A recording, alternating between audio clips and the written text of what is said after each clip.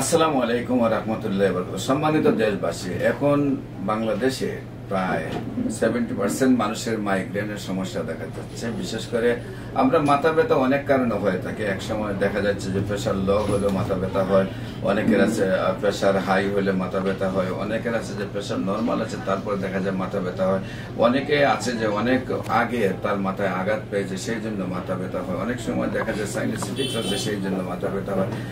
বিশেষ করে বিভিন্ন কারণে আপনার মাইগ্রেন ব্যথা হতে পারে। সেখানে মূল লক্ষণটাকে বাইর করে যদি চিকিৎসা করা হয় তাহলে এটা স্থায়ীভাবে সমাধান হয়। যারা বিশেষ করে মাইগ্রেনের সমস্যায় বছরের পর বছর ভুগছেন, চিকিৎসা পাচ্ছেন না, সুস্থ হচ্ছেন না, মাথা কাপড় পাচ্ছেন, মাথায় চাপ দিয়ে ধরে রাখেন, মাথার চুল টানতেছেন, মাথা বেঁধে রাখতেছেন, এই ধরনের সমস্যাগুলো বিশেষ করে ছেলেরা চেয়ে মেয়েরা ওই রোগে বেশি ভুগতেছেন, ছেলে মেয়ে উভয় রোগে ভুগতেছেন। তাদেরকে বলবো মাইগ্রেনের সমস্যা হলে আপনারা আমাদের হোমিও চিকিৎসা চলে আসবেন। আল্লাহর অশেষ রহমতে আপনার সেই সমস্যা স্থায়ীভাবে সমাধান হবে এবং মাইগ্রেনের সমস্যা সমাধানের জন্য আপনারা গণস্বাস্থ্য হোমিওতে আসার আহ্বান জানিয়ে আমি শেষ করছি। সবাইকে ধন্যবাদ। আসসালামু আলাইকুম ওয়া রাহমাতুল্লাহি ওয়া বারাকাতুহু।